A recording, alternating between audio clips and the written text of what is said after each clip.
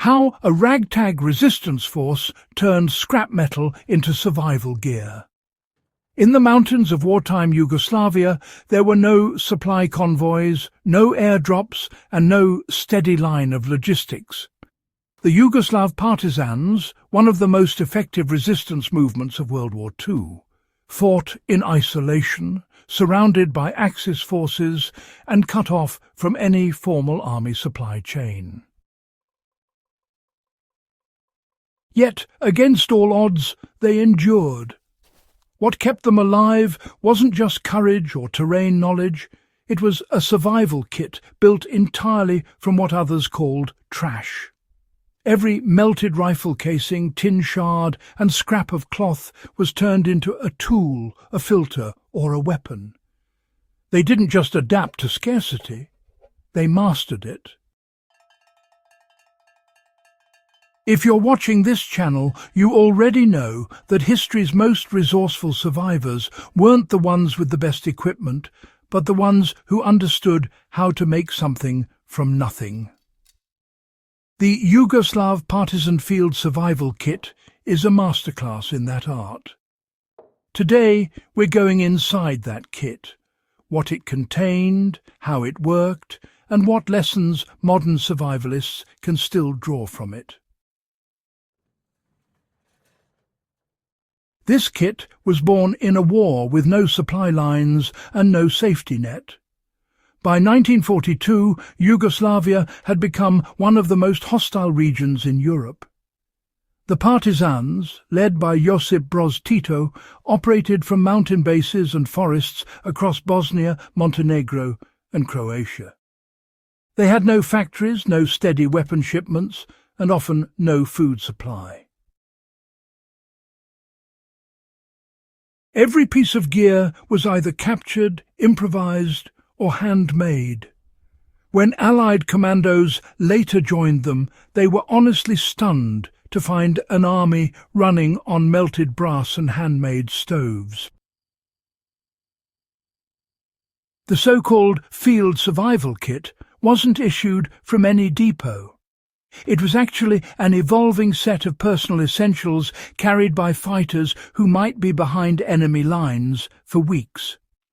Its design reflected a single principle. If it can't be made from the battlefield, it's not really worth carrying. The kit combined utility, portability and pure improvisation, three pillars that, really defined the partisan survival doctrine. Melted casings became tools, cookware, and even trade goods. After every battle, partisans swept the fields not for medals, but for brass. Empty rifle and machine gun casings were melted down in makeshift forges, often dug directly into the ground and fueled with wood or animal fat.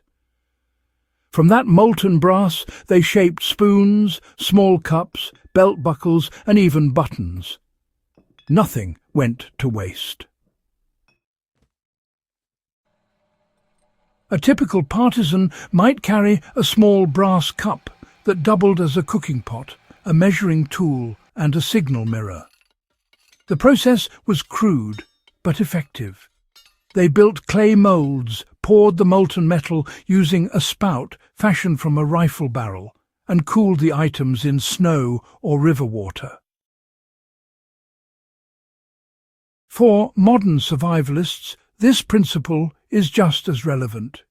You might not be melting brass in the wild, but the mindset, recycling spent or discarded materials into something functional, is timeless. In a practical sense, it teaches you to see the potential in every piece of scrap. Even today, brass or aluminum shells can be repurposed into fuel canisters, wind guards, or compact tinder boxes with minimal tools. So, the step-by-step logic remains the same: salvage, reshape, and reuse.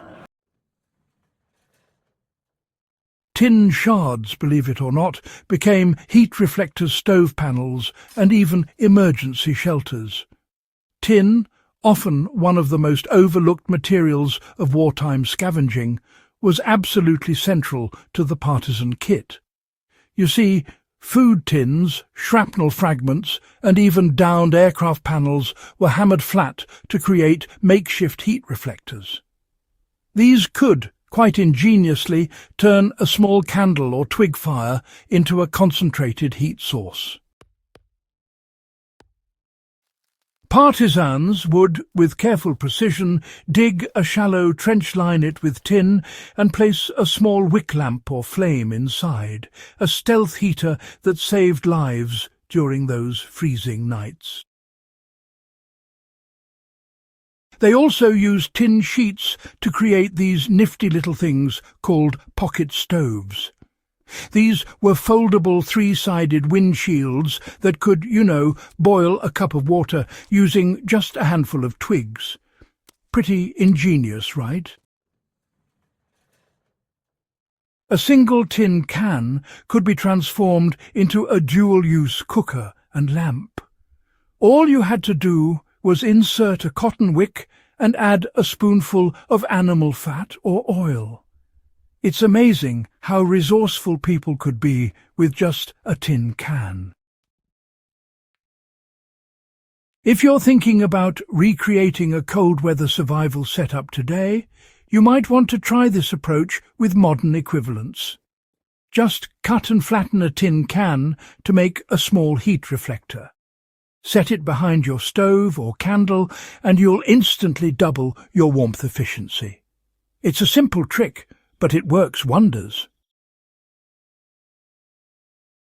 In bushcraft or field survival, efficiency is honestly the difference between comfort and collapse. Perhaps the most ingenious part of the partisan survival kit was the woven cloth filter, a simple device that let them clean used oil and make it reusable for lamps and stoves. Since petroleum-based fuels were scarce, they scavenged oil from destroyed vehicles, mixed it with animal fat or tree resin, and strained it through tightly woven cloth made from old uniforms. The filtered oil burned cleaner with less smoke and could power improvised lamps built from tin or brass shells. The process was straightforward, but, honestly transformative. Fill one tin with the dirty oil mixture, stretch a layer of dense fabric over it, secure it with wire or melted resin, and let gravity draw the clean oil through into a lower container. The end result was usable lamp fuel that burned for hours and provided both heat and light, without giving away position with heavy smoke. For a modern application, this concept is invaluable. The same technique can purify cooking oil in emergencies or filter animal fat for lamp use. Even in today's world of high-tech gear, understanding how to reclaim and reuse energy sources can extend your endurance when resupply is impossible. The kit's deeper legacy was self-reliance under siege. Every aspect of the Yugoslav partisan field survival kit embodied defiance. It wasn't just about surviving, it was about refusing dependency. In a war where being cut off meant certain death, they built an ecosystem of survival through creativity. Melting brass turned waste into utility. Tin shards turned debris into warmth. Woven cloth filters turned contamination into light. That's why this piece of history matters today. It reminds every survivalist, prepper and field engineer that resourcefulness is not about luxury gear. It's about mentality. You don't need the best equipment. You need the ability to adapt, repurpose, and outthink your environment. The partisans proved that with discipline and ingenuity, a handful of scavenged materials could keep an army alive in isolation. Their methods still teach practical lessons for modern survivalists. If you want to apply their methods today, start small. Practice metal repurposing by creating simple camping tools from scrap aluminum or tin. Build a compact oil lamp from a discarded can and cloth wick. Try filtering cooking oil through woven cloth to understand the principle. These exercises don't just prepare you for emergencies, they sharpen your improvisation instincts, which is exactly what kept the partisans alive when every system around them collapsed. A legacy forged from fire, cloth, and courage. The Yugoslav partisan field survival kit was never mass-produced or standardized. It evolved through trial, necessity, and honestly pure survival instinct. Every handmade piece carried the story of someone who refused to give up when supply lines vanished. And that's what makes it timeless, not just as a relic of war, but as a living lesson in resilience. If you're passionate about forgotten survival wisdom and the real tools that shaped endurance in history, make sure to subscribe to In the Beginning.